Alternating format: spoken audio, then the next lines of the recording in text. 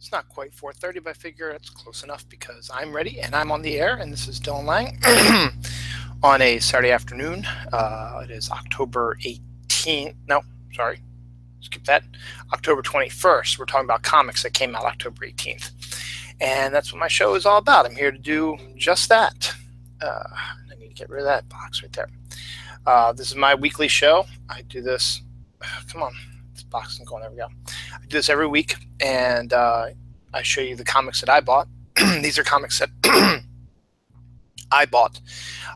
They are not, by all means, all the comics that came out this week. These are just comics that I collect, the ones I bought. And actually today, this Saturday, I've been doing something I haven't done in a long time, which is reading comics. I got caught up on a bunch of stuff, and I'm really happy about it. So I now have a new batch of books to talk about right now. This is all books that came out this week. This is the Comic Haul. And we have a little bit of a water theme this week. First up, we had Batman the Drowned #1, continuing the metal crossovers with the one-shots about the evil Batman and how they came to be. This one happens to be an evil Batwoman, and it's obviously taking Aquaman's powers. It's written by Dan Abnett with art by Philip Tan and Tyler Kirkham. Pretty good stuff. Alternate dimensions, stories, and stories that are happening in the real world right now, and they are all connecting back to, eventually they will connect back to the metal storyline in general. So we're getting good stuff. It's nice artwork. The one-shots have been okay. Metal's been interesting, though it's still a little weird for my tastes. Creating a metal called Batmanium, or whatever is kind of dumb, no offense. But this is Batman the Drowned. Metal Tie #1 is out this week. So with Aquaman hitting the movie theaters next year, it's a good time to get into Aquaman right now. We'll talk about Aquaman again in a little bit. Another water theme is this cover to Wonder Woman vs. Conan #2. Continuing the crossover written by Gail Simone with art by Lauren Represti and inks by Matt Ryan. In the end, it tells a story about Conan versus Wonder Woman, or Conan and Wonder Woman, who have had a relationship when they were younger. So it kind of rewrote the storyline a little bit. But Aaron Lopresti is one of those artists who you can always count on. Clean art style, knows about human anatomy, so it doesn't look outlandish or crazy. But it's nothing like particularly stunning. It's just very, very just appropriate. I mean, just very, very good. This is Enrico Marini is doing Batman art books. So interesting. So there's that. Did I miss anything? Nope. So the first issue was pretty interesting. A little bit of fun. Creating a shared history between the two of them. So that, and Gail Simone's a pretty good writer as well. This book has just been stellar, and it starts the next story arc. It's Batman #33, the Rules of Engagement story arc. Spoiler alert, last issue, Catwoman said yes to Batman's wedding proposal. So now they are working on the Rules of Engagement, and this includes Catwoman and Batman going out into the desert to look for somebody, which we won't know who it is till the very end of the show, till the end of the issue rather, and also coincides with a story where Alfred has got the whole Bat family together and is telling them the story about what's going on with Batman. So pretty interesting stuff, and Tom King continues to kill it in this series, and the artwork this time is by Joelle Jones, who looks very pretty too.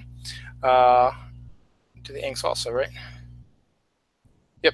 So, new Batman is fantastic. Pick up the trades, pick up the comics, read it. It is some of the best Batman stories I have read in a really long time. Honestly, I've never been a real big Batman fan, but Tom King's doing good. Now, if you've been watching the show, I've been lamenting over the last, I guess it would be 1, 2, 3, 4, 2 weeks, I guess. No, it was this bi-weekly, last 4 or 5 weeks, that Superman seemed to be having a couple of fill-in arcs till we get the team back, and I wasn't sure if the team was coming back of Peter Tomasi and Patrick Gleason, but all my fears were alleviated when Superman number 33 came out with a brand new story arc written by Peter Tomasi and Patrick Gleason with art by Doug Mahnke. Begins the Imperious Lex storyline with Superman heading to, Jamie Mendoza is doing inks, heading to Apocalypse, where there's a power vacuum since Darkseid no longer runs. And we even get to see Peter Tomasi and Patrick Gleason write Lex Luthor Superman, so pretty interesting. And continuing the that story arc from Action Comics. So some good stuff. And it continues to be a good series, and this should be a nice return to form for Superman fans because Peter Tomasi and Patrick Gleason are back. Next up, we have Green Lantern number 33. Now, I had predicted that, I'm not predicted, but I had mentioned that the writer, Sam Humphries, was leaving Green Lantern. I wasn't quite sure when it was going to be. The last issue they did was called House Party. I thought that was probably going to be it, but I wasn't 100% positive. Well, I'm 100% positive now. The new writer on Green Lanterns is Tim Seeley, which is a good writer. I like his hack and slash. But his first story arc is now. It's called Work Release. It's written by Tim Seeley with art by Eduardo Pansica and inks by Julio Ferreira, who I think had been doing the art for Green Lanterns periodically off and on. But now we have Tim Seeley to see what he's going to be doing with Green Lanterns. So it should be an interesting take, and Eduardo Pansica's artwork looks really nice. Looks sick if you want to get a little current. I'm hearing different noises upstairs. Oh, well. So looking good. So we'll see how Tim Seeley does. Sam Humphries had a really good story arc. He lasted 32 issues. We'll see how long Tim Seeley lasts with issue number 33 of Green Lanterns, which has still been a good series. Another series I will be dropping probably soon because the creative team is leaving it is Harley Quinn. Harley Quinn number 30 is written by Jimmy Palmiotti and Amanda Conner with art by Bruce Timms. They've been doing this book for years, and they're finally going to be stepping down very soon, maybe after the story arc. I wish I could have gotten the Frank Cho variant cover. It was a take on a witch cover for Halloween. I thought it was really nice, but apparently so did everybody else at the comic store because it was sold out. So this one's not too bad because Amanda Conner, I love her artwork in general, and it's a Poison Ivy on the cover, and it's really cool. So nice artwork as always, and I think Jimmy's going to be doing the Harley Loves Joker story with Paul Dini, so I don't think he's completely abandoning Harley, but they are no longer going to be doing that series. And that's really the only reason why I kept on it, not really because of the character, because I really don't like Harley, but I like Harley when Jimmy and Amanda write her. Next up, we have Bombshells number 4. I've come to the conclusion that this is going to be one of the bi-weekly ones. That's why it's $2.99. For those who don't know what Bombshells is, this is the second series. The first series lasted some 50-plus issues, and they've collected them in about 5 trades, which I have all 5 because I caught on to it till too late. Bombshells is it's a digital first series, which means that the stories get posted on DC Comics Online first, and they get released like weekly or something like that. So you get to see those stories first, and then what they do is they collect them into comics. You get 2 stories per comic. So this is the next big story arc with the Bombshells back in America. They've been over in Europe, and now they are back in America. Continue to be written by Marguerite Bennett, with this time the art in the first story is David Hahn. So the storyline is detailing their fighting against Clayface during World War II. And the second story is drawn by Pasquale Qualano. It's over there. Guano. I think there were only two stories in it, so pretty good series. I like it just because it's a different take on the DC universe. So next up we have Batwoman number 8. I love this cover. I think it's fantastic. Just absolutely stunning with the colors, the reds and the yellows and the blacks in there as well. It's just a fantastic cover. It's probably my favorite cover of the week, which I think I might start doing that every episode, because I had a really nice Flash cover I talked about last week. So I think I'm probably do like a cover of the week every week, and I think this one's going to be it. This is the variant cover, and again, Marguerite Bennett is the writer of it, and I think it's Fernando Blanco is the artist, and continues the saga with Batwoman. Now, I'm hoping Steve Epting comes back to do the artwork, because I really, really like Steve Epting's artwork, but I think he takes some time. I hope he hasn't abandoned the series.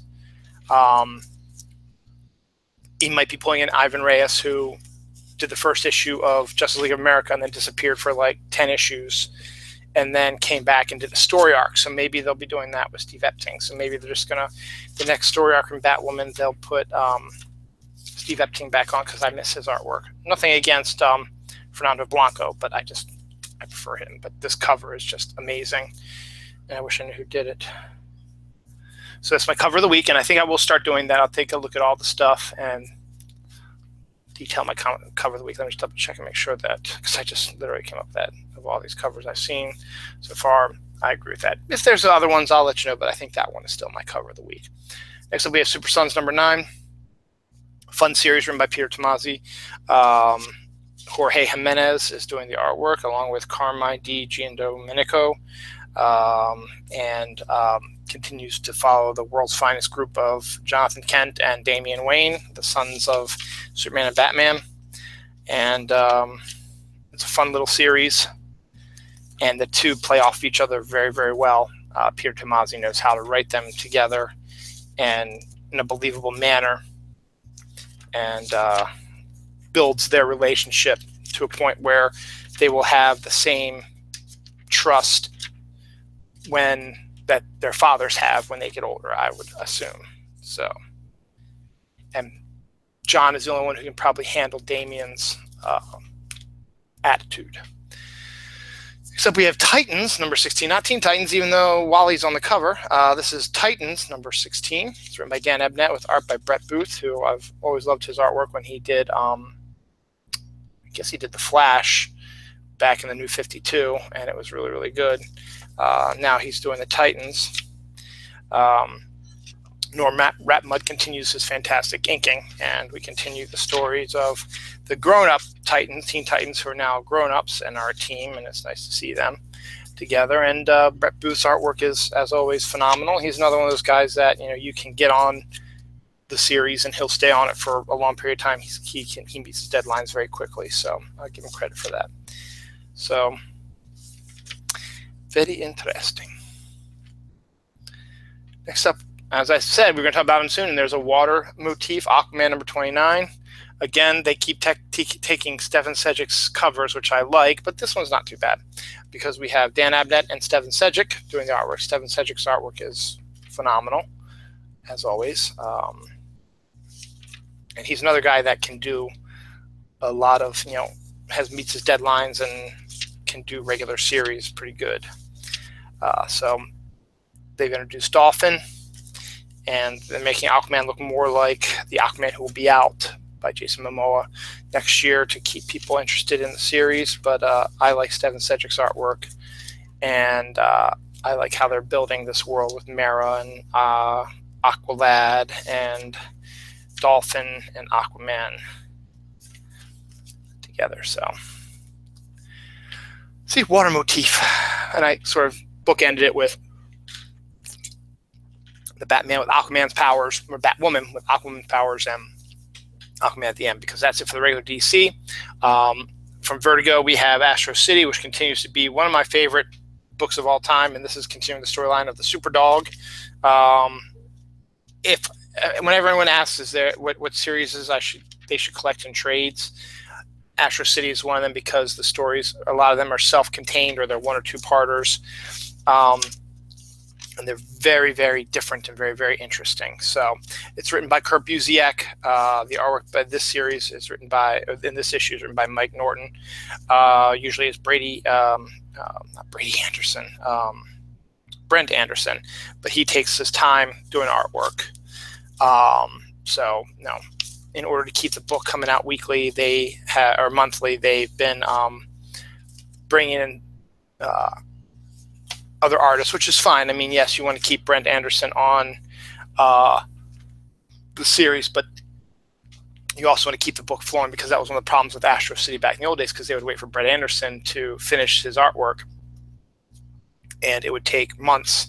So one issue would come out, and then the next one would come out like 3 or 4 months later. So it sort of got hard. So they've been doing a really good job with the weekly, you know, with the monthly series now. Finally, we have from DC Hanna-Barbera series, Future Quest presents Space Ghost, written by Jeff Parker with art by Ariel Olivetti, which, again, if you haven't known from what I said before, there was a Space Ghost miniseries earlier in this decade, or rather earlier in the century, that Ariel Olivetti did the artwork for, and he's absolutely perfect for it. They've also introduced some of the Herculoids, but it is primarily a Space Ghost story, and Space Ghost has a very interesting costume design and a very interesting power set, and Ariel Olivetti is a fantastic artist. So continuing that. For Marvel, I have a Marvel book, because, as I said, I'm dropping Marvel left and right, but I've been seeing ads for some new books that are coming out due to this legacy thing, and I might end up getting a few more, but Spider-Man's always going to be my guy. This is Peter Parker Spider-Man, Spectacular Spider-Man, #5, written by Chip Zdarsky with art by Adam Kubert, who's amazingly enough been on the series since the beginning, hasn't had any fill-ins. So good on Adam, because he used to be one of those people that was always rough and tumble. See, Moon Knight's getting his own series again, so I figured I'd get him in there. And Chip Zdarsky's just going absolutely crazy, you know, with Spider-Man, and bringing in his sister, which is a story in and itself. And here we go, another one. We got Darkhawk and Silver Sable, Power Pack, not Brand X, Master Kung Fu, all coming out also. So I love Darkhawk, so we'll have to check that out. I love Power Pack, check that out. And I loved Silver Sable, so we'll see. But as always, it's nice artwork by Adam Kubert, and Chip Zdarsky is a crazy guy. And it's nice to see all that.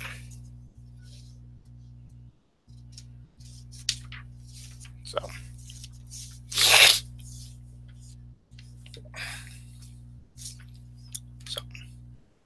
good on that. Independence. We have Animosity #1. Number 10, excuse me. Number 10, Marguerite Bennett again makes an appearance. Rafael de la Torre is the artist. It's a story about the world where animals have come to sentience and have taken over the world, and the survivors who are trying to survive. It's a good series. I just got caught up on this, so I can't wait to see where this issue leads us. It's very interesting. What is this? Brilliant Trash. They always do a preview also. Who's doing the story on it? They always do a preview in Aftershock, so I don't even know who's writing and arting. Oh, we'll find out soon enough. So we got that. And then Animosity in itself is its own series. There was one called Animosity, I think, Uprising, and now this is the sequel to that called Animosity Evolution, also written by Marguerite Bennett, continuing the storyline that was started in the previous story. And this is Marguerite Bennett, and Eric Gapster is the artist. So we learn a little bit more about the evolution of how the animals and took over, and this is stories that are taking place following the weeks after the animals have took over, whereas the Animosity comics proper is a few years after they've taken over, or months or something like that, so it takes a little while. So Very, very interesting. Here we go. Tim Seeley and Priscilla Petrades doing that one.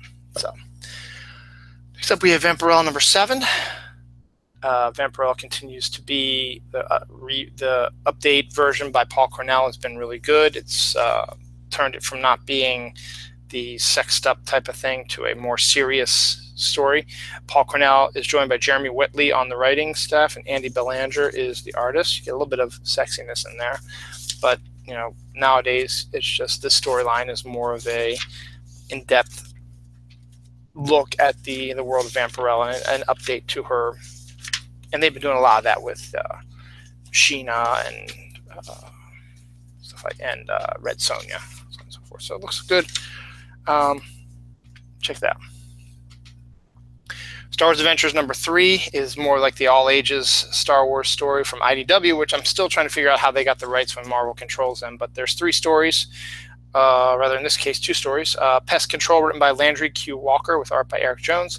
Tales from Wild Space, Adventures in Wookiee Sitting, written by Alan Tudyk, Chen Eric Denton, artist Ariana Florian. And there's also Dispatches from the Wild Space in the cover gallery. So you get little bits and pieces of storylines. As I said, more all ages style.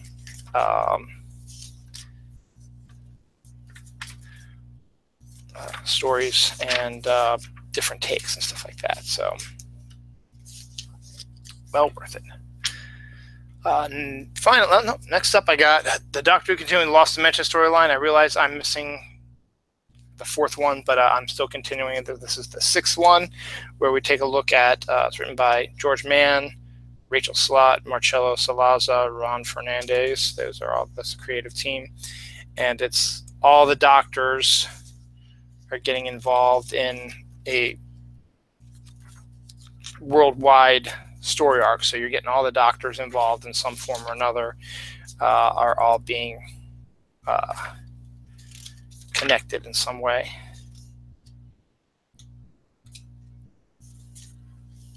So continuing, so you're getting a little touch of all the different Doctors. So it's an interesting saga, and it's still got a few more to go. Here's where all the Doctors are together.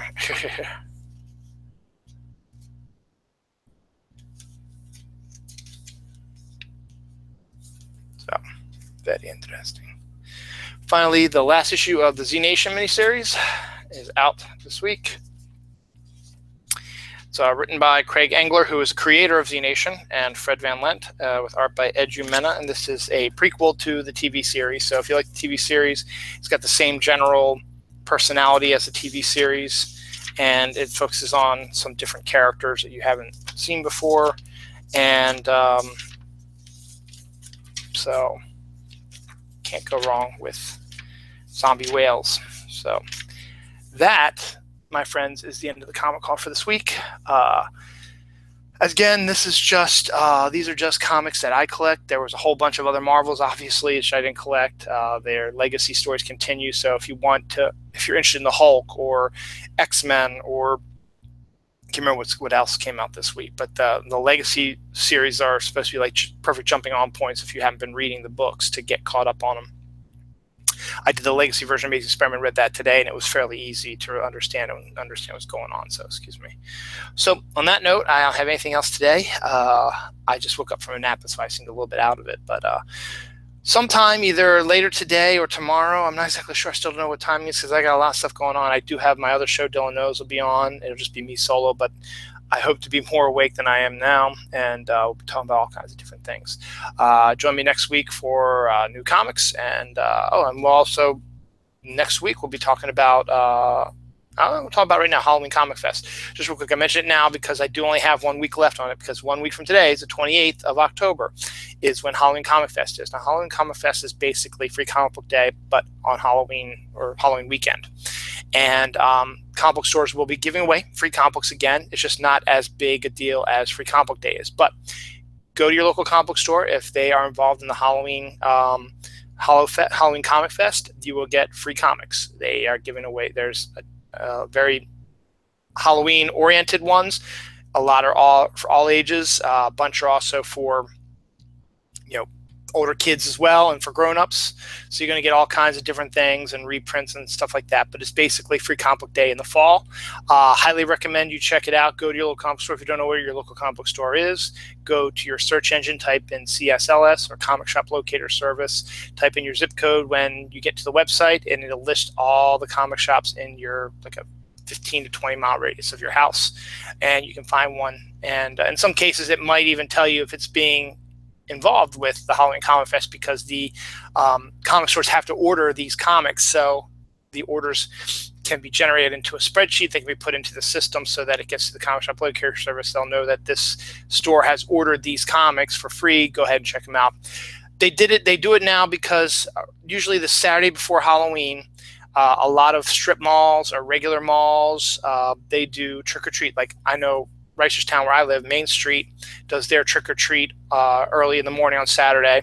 And last year, we did all of Main Street. We walked all of Main Street, did all the stores that were giving out free candy, and then kept walking to hit the comic book store, because the comic store is within walking distance, and got our free comics there. So, you know, they do stuff like that, you know. So lots of weekend trick-or-treating, because a lot of times parents don't want to let their kids out on a school night to go trick-or-treating, which is understandable. It's their right, it's their prerogative to do that if they want to.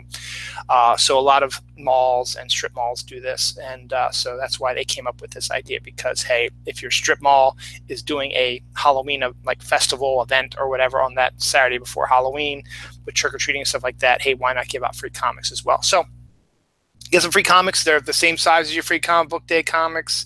They might have special deals going on. And it's going to be bittersweet, because it's going to be the last Halloween Comic Fest at my comic store's old location. They moved to their new location on November 1st, so, which is actually the Wednesday new comics come out. So they'll be out November 1st, which is when new comic books come out. So they've got one more week at their old location with new comic book week, and then their new location November 1st. So come up to you. So that's just me. So again, have a great weekend. Go to the comic book store, go read, check out some of the stuff, what I have or other stuff that I didn't show. Bye now.